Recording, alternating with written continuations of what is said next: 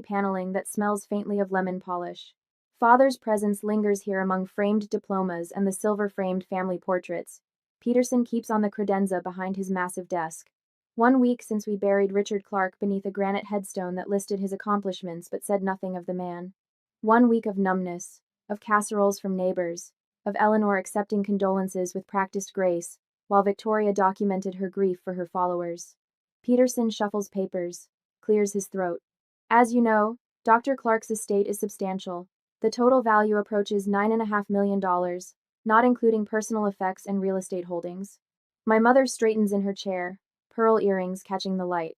Her black dress is Chanel, her grief accessorized to perfection. Eleanor, as stipulated, you'll receive the primary residence and the investment portfolio established in 1992, Peterson continues, his voice maintaining the neutral tone of someone who has delivered both fortunes and devastation across this desk. Victoria, the lakeside vacation property transfers to you, along with the trust fund established on your 21st birthday. Victoria squeezes my hand, her French manicured nails digging slightly into my skin. A show of solidarity for Peterson's benefit. Her Instagram will feature a touching sister moment later, filtered in tasteful black and white. Isabella, Peterson says, looking up from the papers. His eyes flicker with something hesitation, perhaps. Your father has left you the controlling interest in Clark Medical Technologies and the bulk of his liquid assets. My breath catches. The room tilts slightly. However, Peterson continues, there is a condition. Of course, their island father never gave anything freely, not even at the end. The bequest is contingent upon confirmation of paternity through DNA testing. The words land like slaps. My hands begin to tremble against the leather armrests. My mouth goes desert dry as humiliation washes over me in a hot wave. Surely there's been some misunderstanding, Eleanor says, her voice honey-sweet with concern that doesn't reach her eyes. Victoria's hand returns to mine, a mockery of comfort. Poor Bella, she murmurs. Daddy always did have an unusual sense of humor. Peterson removes his glasses, polishing them methodically with a monogrammed handkerchief. The instructions are quite specific. Miss Clark must provide DNA verification from an accredited laboratory. The results must be cross-checked against family markers already on file. Already on file? My voice sounds strange, distant. Your father provided his own sample before his passing. He was thorough. The memory surfaces unbidden my 10th birthday. Victoria at the grand piano, her fingers dancing across the keys while father beamed with pride. Later, when I showed him my straight-A report card, he barely glanced at it. Books are easy, Isabella. Real accomplishment requires something special. I had tried harder after that. Earned academic scholarships, graduated summa cum laude. Nothing was ever special enough. He planned this humiliation with the same precision he used in the operating room. The question burns inside me. Why? Was a lifetime of subtle rejection not enough? Did he need this final public denial? Part of me, the wounded child still seeking validation, wants to walk away, refuse the test, deny him this posthumous power. But the archivist in me, the woman who spends her days preserving historical truths, needs to know. Evidence doesn't lie. People do. I'd like to speak with Mr. Peterson privately, I say, my voice steadier than I feel. Victoria's laugh tinkles like expensive crystal. Daddy always had his little jokes, Bella. We'll sort this out as a family. The word family sounds hollow in her mouth, a designation I've never fully qualified for. Without the test, Peterson explains, his tone gentler now, the inheritance reverts to a secondary distribution plan. There would be nominal bequests to various medical charities, with the remainder divided between Mrs. Clark and Victoria. Eleanor and Victoria exchange glances, a silent communication perfected over years of Sunday brunches and charity functions. I was too busy, or too unwelcome to attend. They're already mentally spending the money, planning vacations to places where Victoria's followers will admire her curated grief against picturesque backdrops. The legal position is quite clear, Peterson continues. Without verification, you forfeit the inheritance. The stakes crystallize in my mind. This isn't just about money. It's father's final chance to reject me publicly, to confirm what he'd implied throughout my life, that I didn't belong. Without the test, I lose everything, including the chance to understand why he'd orchestrate this final act of cruelty. How long would the testing take? I ask, focusing on practical details to keep the emotions at bay. 2 weeks for results, perhaps less given the priority status I can request. Eleanor brushes invisible lint from her sleeve. William, surely there's a way to expedite matters. The foundation gala is next month, and the family should present a united front. Victoria nods. And I've scheduled the villa renovation to begin in 3 weeks. The contractor requires a substantial deposit. The door opens, and Margaret Wilson appears in the doorway, her sensible blazer and practical bob a stark contrast to my mother and sister's polished perfection. My colleague from the university archives raises an eyebrow at the tableau before her. I've been waiting outside for an hour, she says, directing her words to me alone. You look like you need coffee and air. The choice presents itself. Remain in this circle of artificial concern and calculated maneuvers, or step away with the one person who has no stake in the Clark family drama. Margaret doesn't care about vacation villas or foundation galas. She cares about truth just as I do. I stand, smoothing my skirt with hands that have steadied somewhat. Mr. Peterson, I'll call tomorrow to arrange the testing. Margaret positions herself between me and my family, a human buffer against their practiced manipulations. Miss Clark needs time to process. I'll drive her home. Victoria opens her mouth to protest, but Eleanor places a restraining hand on her arm. They'll regroup, strategize over lunch at the club where Eleanor has maintained a membership for 30 years. As Margaret leads me toward the door, Peterson calls after me. Isabella, for what it's worth, your father was complicated. I've known him for decades, and I never fully understood his motivations. I pause, one hand on the doorframe. I want to know the truth, I tell him, my voice low but firm, whatever it costs. 3 days after the humiliating scene in Peterson's office, I'm arranging specimens in the climate-controlled storage room of the university archives when my phone vibrates. Margaret peers over a stack of Civil War letters. Everything okay? It's Victoria, I say, checking the message. They're on their way to my condo. Margaret raises an eyebrow. Want me to stay late? We could finish cataloging the Palmer collection. No need for both of us to suffer. I slip the phone into my pocket. Besides, I need to face them eventually. When I arrive home, Eleanor's silver Mercedes already occupies the visitor spot. I find them in my living room, Eleanor, perched on the edge of my sofa, like it might contaminate her Chanel suit. Victoria wandering the perimeter, examining my framed botanical prints with manufactured interest. We let ourselves in, Victoria says, smiling with calculated warmth. Mrs. Abernathy from next door recognized Mother from the hospital charity auction last spring. Of course she did.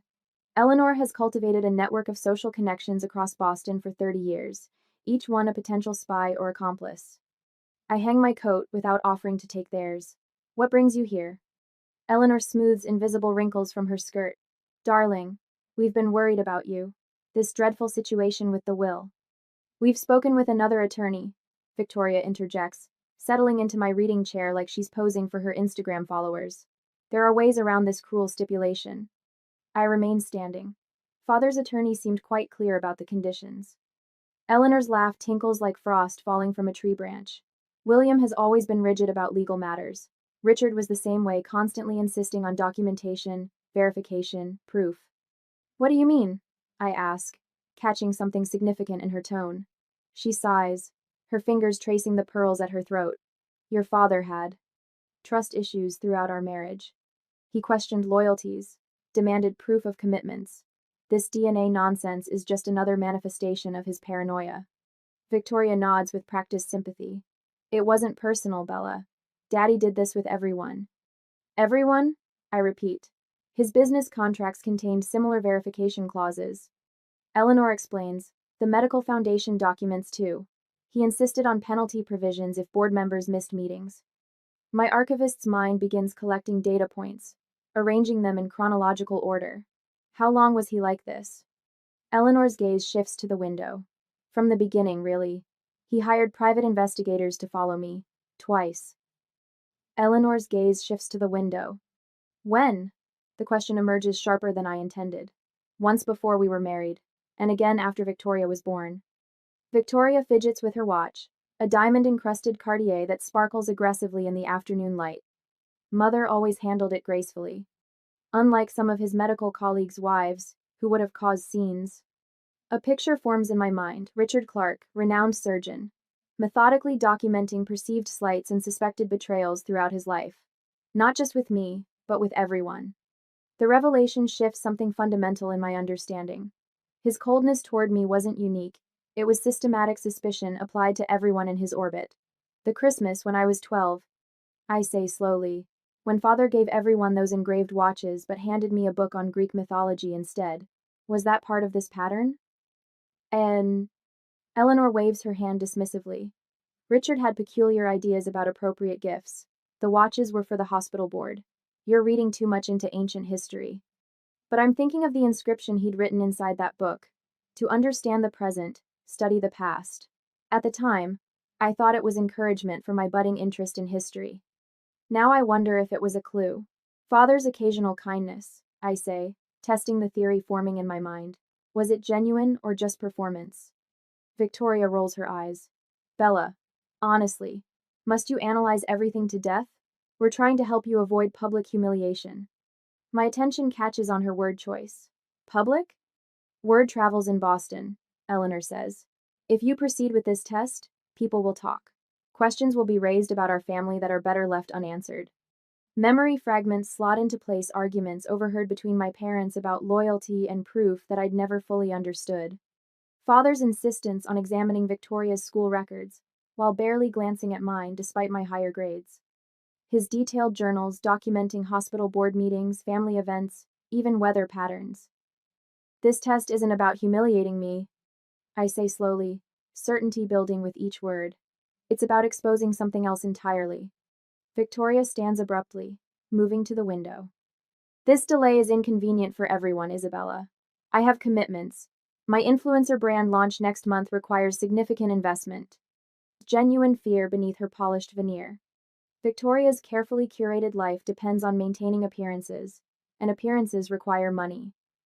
Your country club membership renewal is coming due as well, isn't it, Mother? I ask, remembering the annual drama that accompanied that particular check. Eleanor stiffens.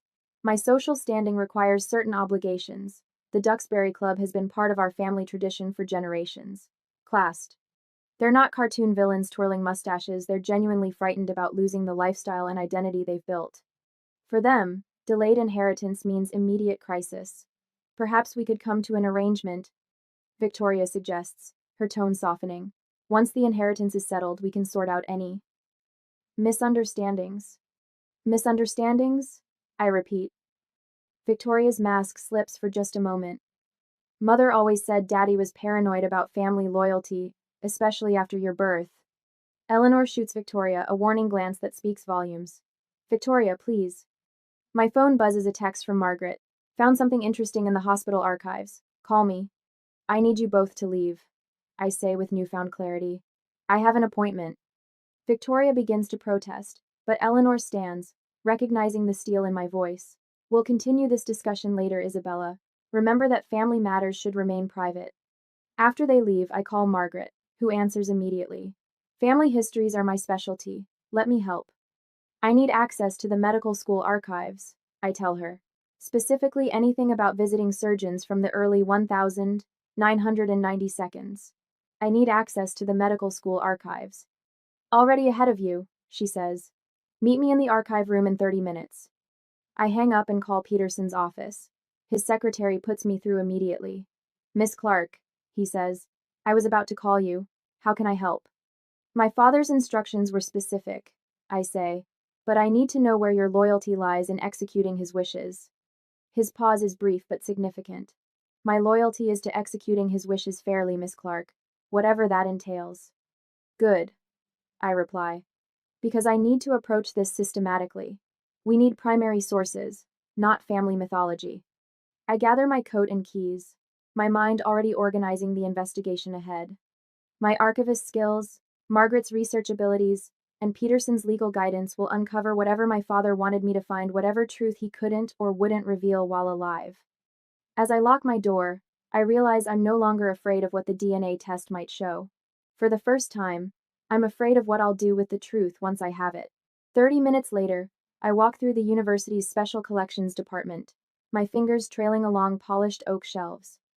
The Richard Clark Memorial Medical Collection arrived yesterday, 27 boxes of journals, photographs, and memorabilia, documenting my father's distinguished surgical career.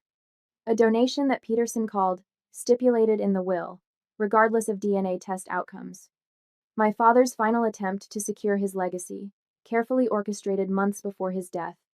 The thought should sting, but after 2 weeks of sleepless nights and carefully catalogued suspicions, I've moved beyond hurt to calculated curiosity. Box 14 needs your attention, Margaret says, appearing beside me with a steaming mug of coffee. Several journals from the 1,980 seconds that don't match the official donation inventory. I take the coffee, inhaling the rich aroma. Personal or professional? Personal. Very personal. Her eyes hold mine. I started preliminary cataloging and found entries that mention your mother, and someone named Laurent. The name triggers something a half-remembered argument between my parents when I was 7 or 8. My father's voice rising uncomfortably in our kitchen. Laurent's fellowship ended 15 years ago, Eleanor. 15 years.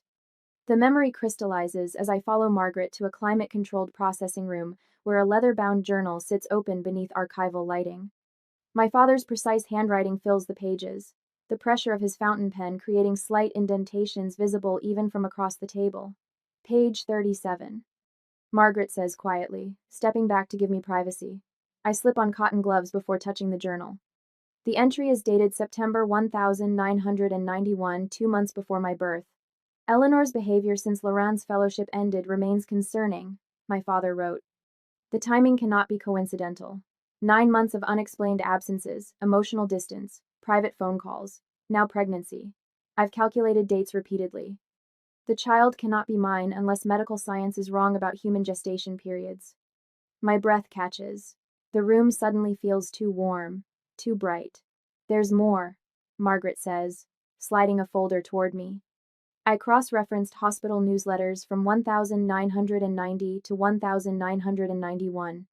Dr. Antoine Laurent completed a visiting fellowship at Massachusetts General during exactly that period. I flipped through photocopied newsletters, stopping at a grainy photograph of a tall man with wavy dark hair standing beside my mother at a hospital fundraiser. Eleanor looks radiant, laughing up at him while touching his arm with casual intimacy. The archives contain 27 photographs from hospital functions during that period. Margaret continues. Your mother appears in 23. Dr. Laurent appears in 19. They're photographed together in 15. My analytical mind takes over, establishing a timeline with forensic precision. Laurent arrived in Boston, January 1990. I was born November 1991. Simple mathematics reveals my conception coincided perfectly with Laurent's fellowship. For the first time since the will reading, power shifts subtly in my direction. My father's paranoia wasn't aimed at humiliating me, it was his final attempt to confirm a suspicion he'd harbored for decades. There's something else, Margaret says hesitantly. Something about Victoria. She hands me another journal. This one from 1987. The entry describes my father's calculations regarding Victoria's birth in November 1987. Laurent's initial 3-month consultation occurred December 1986, February 1987. The timing is suspicious, though inconclusive. Eleanor claims the pregnancy was unexpected but welcome. The realization hits like electricity. My father suspected both Victoria and I were Laurent's children. Victoria needs to see this, I say, my voice steadier than I feel. Within an hour, I've created a careful folder of evidence.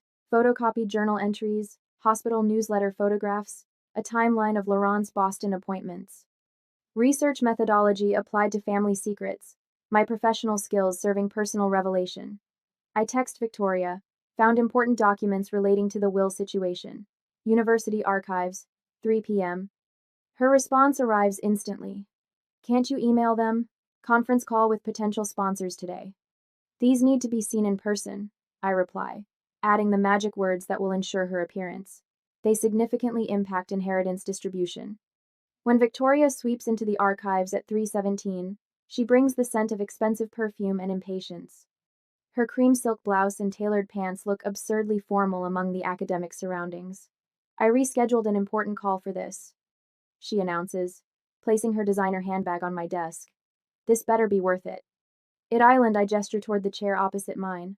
I've been researching family history. Victoria sighs dramatically. Isabella, we have people for genealogy projects. I can recommend Mother's researcher, who traced us back to the Mayflower for her DAR application. This isn't about distant ancestors. I slide the folder toward her. It's about our father, and a French surgeon named Antoine Laurent. Her perfectly manicured hand hesitates above the folder. Something flickers in her eyes, recognition, perhaps even fear. Who's Antoine Laurent? She asks, but her voice lacks conviction. You tell me, I reply, opening the folder to the photograph of our mother with Laurent. Because father seemed quite concerned about his relationship with mother during the years we were both conceived. Victoria's face loses color as she scans the journal entries. Her social media poise cracks, revealing genuine shock. This is absurd, she says, but her trembling fingers betray her. Father was always paranoid about mother's hospital fundraising work. You know how jealous he could be. Was he paranoid? I place the timeline before her. Or, perceptive? Laurent was in Boston exactly 9 months before my birth, and before that, he consulted at Mass General 9 months before yours. Victoria's gaze snaps to mine. What exactly are you suggesting? I'm taking the DNA test tomorrow, I say calmly. Are you prepared for what it might show about both of us? The power dynamic between us inverts completely. For 31 years, Victoria has been the favored daughter, the undisputed Clark heiress. Now she stares at me with dawning comprehension of what these documents suggest. You're enjoying this, she whispers. No, I answer truthfully. I'm simply bringing truth to light. For once, I'm not the one being manipulated. Victoria gathers her purse with shaking hands and stands. Mother needs to know about this. I'm sure she already does, I reply. After Victoria leaves, Margaret returns with additional photographs from the archives. I found these in a separate donation from the Hospital Historical Society. Society functions your father didn't attend, but your mother and Dr. Laurent did. The photographs show Eleanor and Laurent at gallery openings, charity galas, even a weekend medical retreat in Vermont. In each image, my phone rings. Peterson's name appears on the screen. Isabella? He says without preamble. I've been speaking with your father's former colleagues about the will situation. Several mentioned remembering Dr. Laurent quite vividly. Holson mentioned Laurent's strong resemblance to Victoria. Said he'd always thought it remarkable how she had Laurent's eyes and chin rather than your father's features. The final piece clicks into place. My father believed Victoria wasn't his biological child and had evidence beyond mere suspicion. Thank you, I say, mind racing with possibilities. That's extremely helpful. I hang up and stare at the scattered evidence before me. For the first time, I understand my father's coldness toward me wasn't personal rejection, but systematic suspicion directed at both daughters.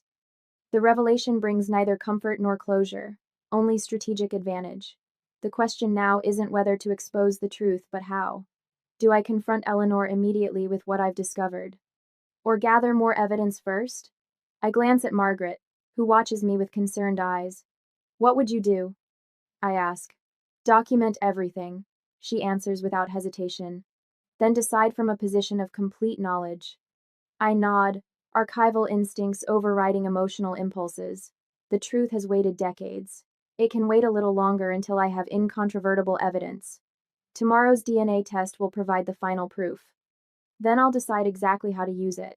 The next day, I step into the sterile reception area of Boston Genetic Partners. The scent of antiseptic and lemon-scented cleaner, replacing the faint smell of leather that permeated Peterson's office. The DNA testing facility operates with ruthless efficiency: online appointments, electronic intake forms, and a receptionist who processes me without a single unnecessary word. Isabella Clark, she confirms, scanning my driver's license. Sample collection room 3. Down the hall on your right. The collection process takes less than 5 minutes. A cheek swab, sealed in a bar-coded container, labeled with patient information that reduces me to a number. The technician, a young man with kind eyes above his mask, attempts small talk. First time doing genetic testing? I nod, watching him label the vial. Lots of people doing ancestry research these days. He offers. This isn't about finding distant relatives, I reply. It's about confirming the ones I already have. Back in my apartment, I spread a fresh timeline across my dining table. Dates from hospital newsletters, social registries, and medical conference proceedings create a stark pattern once arranged chronologically. I plot each point with the methodical precision I use for archive preservation projects, white cotton gloves protecting fragile newsprint as I transfer information to my growing chart. December 1986. Dr. Antoine Laurent begins surgical fellowship at Massachusetts General Hospital. January 1987. Hospital charity gala photographs show Eleanor and Antoine seated at same table. Richard absent due to emergency surgery. February 1987. 3 Society page mentions of Eleanor attending events where Antoine was present. Richard appears in only one photograph. November 1987. Victoria born at Massachusetts General. December 1987. Antoine Laurent returns to Paris. Victoria had always claimed our father's focus on precision made him a brilliant surgeon but a distant parent. Now I wonder if his precision served another purpose, tracking his suspicions, while maintaining the appearance of a successful marriage and family. The apartment phone rings, startling me from my concentration. Isabella. It's Margaret. Any progress with the timeline? I've established when Laurent was in Boston. The dates align precisely with Victoria's conception. My voice sounds distant, clinical, an archivist reporting findings, rather than a daughter discovering family secrets. What's your next step? Margaret asks. I need medical staff directories from the hospitals during that period. Proof they worked together, not just attended the same social functions. I can help with that. The university archive has reciprocal privileges with the medical school library. Perfect. I make a note on my growing task list. Peterson's providing the legal framework if Victoria contests the results. If? You mean when? Either way, I'll be prepared. After hanging up, I return to my timeline, adding photographs clipped from microfiche copies of hospital newsletters. In one, Eleanor laughs at something Antoine says, her hand resting lightly on his arm. Richard stands several feet away, focused on a conversation with the hospital administrator. I establish a simple network diagram connecting archivists at 3 Boston universities, Peterson's legal colleagues with estate experience, and 2 genealogists who owe me favors for research assistance. This isn't about confrontation, not yet. It's about documenting every relevant fact before anyone can challenge what the DNA results will show. My doorbell rings at 7. Margaret stands there holding a stack of folders and a bag of takeout. Thai food and hospital staff directories, she announces. I figured you hadn't eaten. We spread the folders across my living room floor, creating an evidence map that would impress the most meticulous detective. Look at this, Margaret says, pointing to a staff photo from 1990. Eleanor was on the hospital auxiliary board the same year Laurent arrived. They would have worked together on fundraising events, I confirm, adding another connection to my diagram. 3 days later, an email notification appears on my phone. Sample status update from Boston Genetic Partners. I open it, expecting confirmation that processing has begun. Instead, due to inconclusive preliminary results, we request an additional sample for verification purposes. Please contact our office to schedule a second collection appointment. My stomach tightens. I call the testing facility immediately. This is highly unusual, the technician explains. Sometimes sample contamination occurs, but what? I press. Well, sometimes when paternity is in question, we see unusual genetic markers that require additional testing. A surge of fear rises in my chest. Did Richard deliberately sabotage the test? Create false markers to prolong the humiliation even after death? I close my eyes, breath shaky. This delay gives Victoria and Eleanor time to build an alternative legal challenge, perhaps claiming emotional distress or undue influence. When I open my eyes, determination replaces fear. I schedule the second appointment for tomorrow morning. Even from the grave, he's making me prove myself. I whisper to the empty room. This time, I'll be prepared for any result. I return to my evidence wall, adding a new section for contingencies. What if neither of us is Richard's biological child? What if the inconclusive results are themselves evidence of something Richard discovered but never revealed? The answers won't come from emotional speculation. They'll emerge from methodical investigation documents, photographs, timelines, and finally, DNA. I need facts before feelings, evidence before confrontation. I touch the photograph of Richard accepting a medical award, his expression stern even in triumph. I'll find your truth, I promise. Whatever it island. The next day, the second DNA test goes smoother than the first. No awkward conversations with lab technicians, no explanations needed about why I'm seeking verification. Just another vial of blood drawn by a woman with efficient hands who asks nothing beyond confirming my identity. I've chosen a different company this time, more expensive, more prestigious, with a reputation for accuracy that could withstand even Victoria's legal challenges. Results typically available within 10 business days, the technician tells me, pressing a cotton ball against the small puncture in my arm. I need them faster, I say, sliding a folded check across the counter. Premium processing. Back at my condo, I spread my evidence across the dining table that has become my war room. Margaret brings coffee in the ceramic mugs we purchased during a museum conference last year. The table surface disappears beneath a timeline of fellowship announcements, hospital newsletters, and society page clippings. This is quite the dossier, Margaret says, studying the chronological arrangement. You've been thorough. Archivists are nothing if not methodical. I tap a yellowed Boston Medical Quarterly from winter 1986. Look here. Antoine Laurent's fellowship began that year and he left next year, December. The announcement mentions his specialty in cardiothoracic surgical techniques, exactly what father was known for. Margaret lifts a society page photograph showing Eleanor laughing beside a tall man with Victoria's distinctive cheekbones. The resemblance is striking. Father must have seen it too. I arrange Victoria's birth certificate beside the photo. The timeline fits perfectly. Laurent was in Boston 9 months before she was born. The doorbell interrupts our analysis. Peterson stands in the hallway, briefcase in hand, expression grim. I've prepared the legal framework for various scenarios, he says, opening his briefcase at my kitchen table. Legal documents slide out in neat folders, color-coded tabs marking different sections. Yellow if both of you are Richard's daughters, green if neither island, blue if only one of you is biologically related. You think of everything, I say. Your father taught me to prepare for all contingencies. Peterson's fingers linger on the blue folder. Isabella, you should understand the implications. If Victoria contests these results, she will, I interrupt. She's already positioning herself on social media. Poor Victoria, traumatized by Daddy's cruel will. Then we need to be ready for a prolonged fight. Peterson adjusts his glasses. The more evidence we compile now, the stronger our position. Later, after Peterson leaves, I sort everything into 3 expandable files: timeline, photographic evidence, legal documentation. No emotional narratives, just facts arranged in the methodical fashion that has defined my professional life. This isn't about hurt feelings anymore. It's about uncovering a truth that has shaped our family for decades without any of us knowing it. 4 days later, my laptop pings with a new email notification. Subject line: test results available. My finger hovers over the trackpad, suddenly hesitant. What if I'm not his daughter either? What if this destroys what little family I have left? The question paralyzes me. For all my preparation, all my evidence gathering, I haven't fully confronted the most frightening possibility that proving Victoria isn't Richard's daughter might simultaneously prove that I'm not either. That I've been building a case that will ultimately disinherit me too. Will, knowing the truth, heal or destroy me? Is this what Richard really wanted? My phone rings, startling me from my paralysis.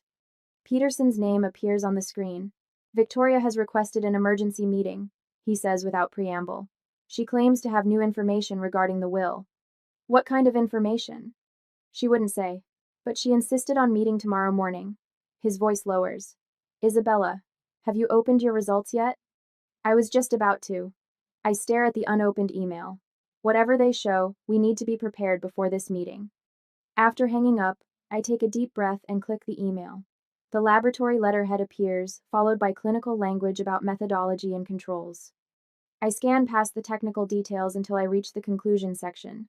Probability of paternity, 99.99%. Relief washes through me, momentarily weakening my knees. I am Richard Clark's biological daughter.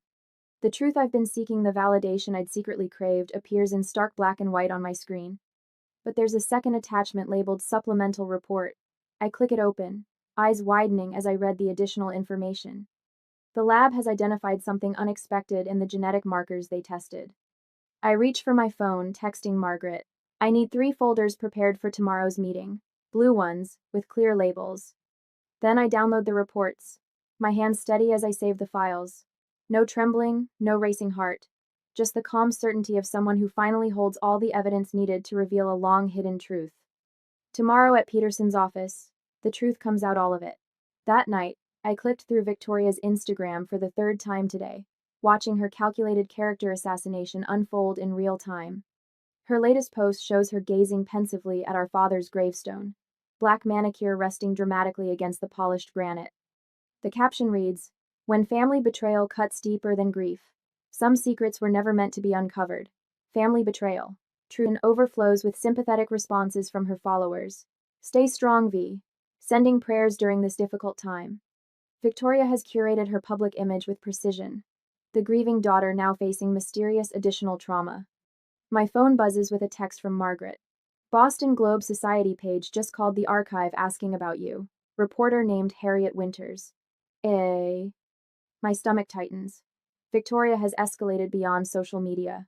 The society pages our mother has cultivated relationships with for decades now represent a more dangerous battlefield. I pull up the columnist's recent articles, charity galas, museum openings, and the occasional tasteful scandal among Boston's elite. The Clark family drama would make perfect Sunday reading. The phone rings. Eleanor. "Isabella." Her voice wavers between anger and tears. "Whatever you think you know, you'll destroy this family if you reveal it." I stand at my kitchen window, watching rain streak the glass. "I'm not the one who contacted the Globe, Mother. Victoria is protecting herself. Can you blame her? You've been digging through Richard's things like some detective, making accusations." "I haven't accused anyone of anything," I say, measuring each word. "I simply took the DNA test Father required in his will." "These tests are often wrong." Eleanor's voice hardens. "Victoria spoke with Dr. Greenwald at Memorial Hospital. He says DNA testing can give false results." Of course, Victoria has medical connections. She's built her influencer empire partially on sponsored content for wellness brands and medical spas. "The results aren't wrong, Mother." A long silence stretches between us. When Eleanor speaks again, her voice has the brittle quality it gets when she's cornered. "Victoria plans to contest the will, regardless of what your test shows. Her attorney says the process could take years. Is that what you want? For all of us to be dragged through court while strangers paw through our family history?" The threat lands precisely where Victoria intended. My professional reputation depends on discretion and respect for historical records. A public legal battle would undermine everything I've built. Think about what Richard would have wanted. Eleanor continues, pressing her advantage. He valued the family name above everything. This is where she's wrong. Father valued truth above everything, even when that truth was painful. I hear his voice from a rare moment of connection during my college graduation. History isn't what people wish happened, Isabella. It's what actually occurred, whether convenient or not. "I'll see you tomorrow at Peterson's office," I say, ending the call before Eleanor can respond. Within minutes, my phone lights up with a notification. Victoria has posted again a black and white image of herself staring soulfully into the camera, carefully crafted tear tracks visible on her cheeks. The caption reads, "When a parent's psychological abuse continues even after death, some wills are weapons. Toxic family, healing, from narcissistic abuse, my truth journey." 2. The side of my Bader. She's reframing the narrative, casting herself as the victim of our father's psychological manipulation, rather than facing the reality of the DNA results. Her followers respond with outrage on her behalf. No one should use a will to hurt their children. Stay strong, beautiful soul. Margaret arrives at my door with takeout Thai food and determination written across her face. "I brought reinforcements," she says, nodding toward William Peterson walking up behind her, briefcase in hand. "Sorry to arrive unannounced," Peterson says, rain beating on his wool overcoat. Victoria's attorney contacted me about filing preliminary objections to the will execution. We spread documents across my dining table while Margaret unpacks the food. Peterson pulls out the legal filings. Victoria's attorney has prepared thick with procedural objections and demands for additional testing. They're claiming Richard wasn't of sound mind when he added the DNA provision. Peterson explains. They found 2 of his former colleagues willing to testify he became paranoid in his final months. "That's absurd," I say. "He was operating until 3 weeks before his death." Peterson nods. "I know, but they're creating a paper trail to delay everything. It's a standard tactic." Margaret lays out the files we've assembled, hospital newsletters showing Eleanor and Antoine Laurent at events, society page clippings, the DNA test results. We need to present all of this formally. No more piece-by-piece revelations. Peterson reviews our evidence with professional detachment. This is extraordinarily thorough, Isabella. You've documented everything with precision. I'm an archivist, I remind him. Documentation is what I do. My phone lights up with another call from Eleanor, which I decline. Seconds later, a text appears. Victoria says she'll drop everything if you agree to split the estate 50/50. Please be reasonable. Plus. I show the message to Peterson. That's an interesting development, he says. She knows she has no legal standing. She's afraid, Margaret observes. The DNA results must have shocked her. Peterson opens his briefcase and extracts another folder. I obtained this today. The complete results from both testing companies, including the supplemental analysis. I scan the documents, pausing at a highlighted section. Subjects common. Victoria and I have different fathers. There's something else, Peterson says quietly. Victoria received a preliminary report 3 days ago. She's known since then. The realization hits me like a physical blow. While Victoria was posting about family betrayal and psychological abuse, she already knew the truth. She wasn't processing shock, she was conducting a preemptive public relations campaign. She's trying to control the narrative, Margaret says, echoing my thoughts. If she portrays herself as the victim of Richard's posthumous cruelty, she preserves her image even if the truth comes out. I flip through the supplemental report, absorbing the technical details that confirm what Richard apparently suspected for decades. I was his biological daughter. Victoria was not. I'll need all of this organized for tomorrow. I say, professional focus overriding emotional reaction. Everything chronological, with the most crucial evidence highlighted. Margaret squeezes my shoulder. I'll stay and help. We'll make duplicates of everything. Peterson stands to leave. Isabella, are you certain you want to proceed with the full revelation? Victoria has made it clear she'll fight this publicly. I think of Victoria's calculated Instagram posts, the society columnist preparing to feast on our family secrets, Eleanor's frantic attempts to preserve appearances. For 31 years, I've lived in the shadow of their carefully constructed reality. I'm not coming to argue, I tell Peterson. I'm coming with evidence that can't be disputed. After Peterson leaves, Margaret and I work late into the night, organizing documents, highlighting key passages, creating a timeline that traces Eleanor's relationship with Antoine Laurent, alongside Victoria's birth. Every piece fits together with the neat precision of historical fact, rather than family mythology. You know what bothers me most? I say as we finish the final presentation folder. It's not that Victoria isn't Richard's daughter. It's that they've known or at least suspected all along. Every time they made me feel like I didn't belong, they were projecting their own secret. Margaret pauses in her labeling. Tomorrow you reclaim your story. The real one, not the version they've been telling. I place the final document, the DNA comparison showing Victoria. Tomorrow, the truth my father orchestrated from beyond the grave will finally emerge, changing everything about the family narrative. Victoria and Eleanor have controlled for decades. The rain continues its steady rhythm against the windows as I prepare for the confrontation that will either destroy my family or finally make it honest. The next morning, I arrive at Peterson's office 30 minutes early, carefully placing my leather portfolio on the passenger seat. The morning sun glints off the brass building numbers as I check my reflection in the car window. No trace of the sleepless night shows on my face, only calm determination in the eyes that Richard always said were too observant for my own good. Margaret meets me at the entrance, her sensible navy cardigan a stark contrast to the designer outfits Victoria and Eleanor will undoubtedly wear. Ready? Ready, she asks, carrying a stack of authenticated hospital newsletters. As ready as I'll ever be. I smooth my charcoal skirt, feeling the weight of the evidence folders in my tote bag. Thank you for being here. Peterson's receptionist ushers us into the conference room rather than his office, a space designed for corporate negotiations rather than family matters. The long mahogany table gleams under recessed lighting, water glasses and legal pads at each place setting like formal dinner arrangements. Miss Clark. Peterson rises, offering his hand. I've prepared the room as requested. Victoria and Eleanor arrive together 10 minutes later, entering with the synchronized grace of performers who've rehearsed their entrance. Eleanor wears black Armani, her pearl earrings catching the light. Victoria has chosen cream linen with gold accessories, the picture of wounded innocence for her inevitable social media documentation later. Their practiced smiles falter when they notice Margaret arranging documents at the far end of the table. I wasn't aware this would be a group meeting, Eleanor says, voice honeyed with artificial concern. Peterson gestures toward the chairs. Isabella requested additional space for documentation purposes. I wait until everyone is seated before distributing the folder's thick manila envelopes with neatly labeled tabs. My hands remain steady, my archival training evident in the precise organization of each document. What's all this? Victoria asks, not opening her folder. Evidence, I say simply. Everything properly authenticated and dated. Eleanor opens her folder first, skimming the contents with practiced nonchalance until she reaches the highlighted section of the DNA report.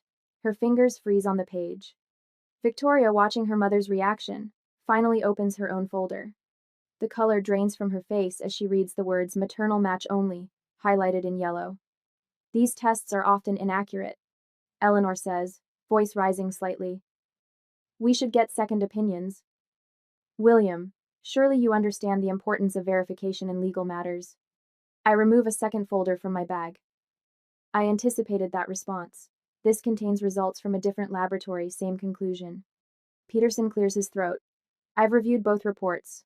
They appear scientifically sound and legally admissible. Victoria slams her folder shut. This is ridiculous. Some laboratory error doesn't erase 34 years of family history. It's not just the DNA, I say, opening my portfolio. Margaret has helped me compile a comprehensive timeline. Margaret slides the first document across the table. A hospital staff directory from 1986 to 1987. Doctor. Antoine Laurent served as visiting cardiovascular surgeon at Boston Memorial from December 1986 through December 1987. I point to the highlighted entries. Victoria was born in November 1987, exactly 9 months after the hospital gala in February. Eleanor's hand trembles slightly as she reaches for her water glass. The different fathers. I continue, my voice steady. I am Richard Clark's biological daughter. Victoria is not. Margaret places a yellowed hospital newsletter on the table.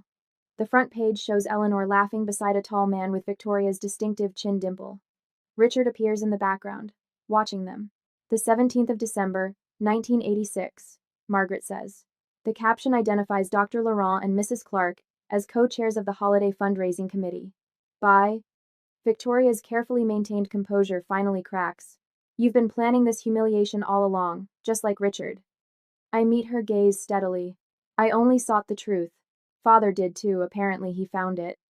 Eleanor's perfectly manicured hands spread flat against the table surface, as if trying to anchor herself. Richard and I were having problems, she whispers. He was never home.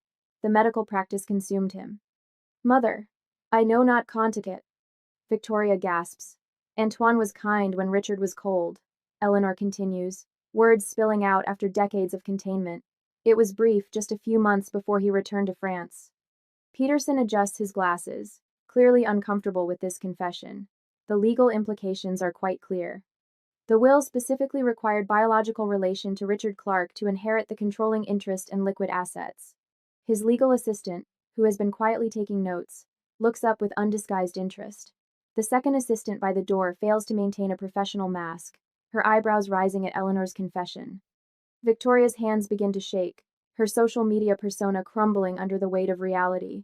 This can't be happening. My entire life has been a lie. I didn't create this situation, I say quietly. I simply uncovered what was hidden. Eleanor reaches for Victoria's hand. Richard suspected but never confirmed. He loved you in his way, Victoria. Not enough to leave me his company, Victoria says bitterly. Not enough to treat me as his own after I failed to be the perfect daughter.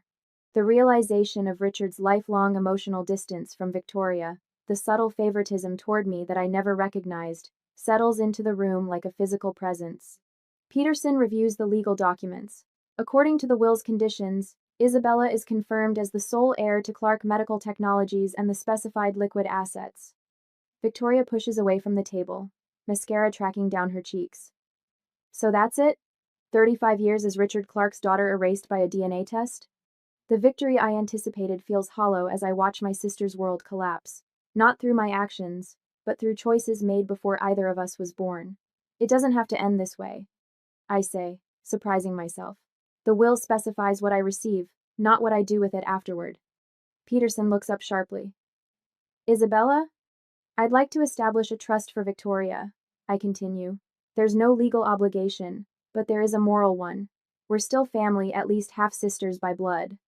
Victoria stares at me, suspicion warring with desperate hope on her face. William, could you draft a modified agreement?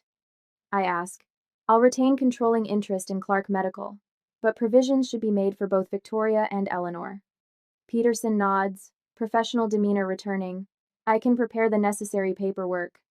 Eleanor's perfect posture finally breaks as she slumps slightly in her chair. Why would you do this, Isabella? After everything? I gather the DNA reports, slipping them back into my folder with an archivist's care, because Richard Clark's final lesson wasn't about DNA or inheritance. It was about the difference between legal family and chosen family. I close the portfolio. I'm choosing to be better than his example. Victoria wipes her tears with trembling fingers. I don't understand you, Bella. For the first time in my life, I see my sister clearly not as the golden child or the social media star, but as someone as damaged by Richard's manipulations as I was. You don't have to understand me, I reply. Just know that some connections go deeper than DNA or legal documents. Peterson begins outlining the terms of a new agreement, as Margaret quietly collects the hospital newsletters and photographs. Evidence no longer needed, now that truth has replaced suspicion. The weight of Richard's posthumous game lifts from my shoulders. In seeking to control us from beyond the grave, he instead gave me something unexpected: the freedom to define family on my own terms. A year after the revelation, I stand in what was once my father's office at Clark Medical Technologies. 1 month after the DNA revelation turned our family inside out. The mahogany desk, smaller than Peterson's but no less imposing now, bears my papers instead of Richard's. Through the floor-to-ceiling windows, Boston spreads before me, autumn painting the common in fiery reds and golds. Miss Clark? My assistant knocks softly. The board members are waiting in the conference room. A year ago, those same board members barely acknowledged my existence at Foundation events. Now they seek my approval on quarterly projections. The irony isn't lost on me. Tell them 5 minutes, please. I close the folder containing Victoria's latest email, terse, but without the manipulative undertones I've learned to recognize. She left Boston 3 weeks after the revelation, her Instagram suddenly silent before resuming with carefully curated California sunsets. No family photos, no references to the Clark legacy. Just Victoria reinventing herself 3,000 miles from the truth. Eleanor sold the main house within 2 weeks, moving to a Beacon Hill condo that could fit inside the original home's grand foyer. Our weekly lunches remain awkward affairs filled with weather observations and halting attempts at deeper connection. Yesterday, she mentioned Antoine's name without flinching. Progress, perhaps. Need help sorting those? Margaret asks from the doorway, gesturing toward the banker's box of personal items I've been avoiding. What would the archivists say if they knew I was procrastinating on proper documentation? I attempt a smile. Margaret pulls up a chair. They'd say personal archives are the hardest to catalog objectively. Together we sift through the remnants of Richard's private life photographs, medical conference badges, handwritten notes in margins of journal articles. Margaret pauses, holding up a folder labeled Family Records Confidential. Isabella, look at this. Inside, medical records dating back 30 years, genetic screening. Richard underwent long before Victoria or I knew anything about DNA testing. He knew, I whisper. He confirmed it decades ago. And still kept you both close, Margaret observes. That's something, isn't it? The realization settles over me. I spent years seeking validation from a man who knew the truth all along. The words taste bitter, then oddly freeing. He could have spared us all this drama. Or maybe this was his way of forcing the truth into the open, Margaret suggests. You're an archivist. You understand better than most how buried truths eventually surface. 6 months later, I stand before the Clark Medical Technologies executive team, presenting acquisition projections with a confidence that would have been impossible before. My father's awards, which once dominated this boardroom, now hang in the medical school lobby, donated with Eleanor's blessing. I kept only one photo. Richard holding infant me, his expression unreadable but his grip protective. The company has flourished under my leadership, stock prices rising steadily. The board members who once spoke over me now lean forward when I speak.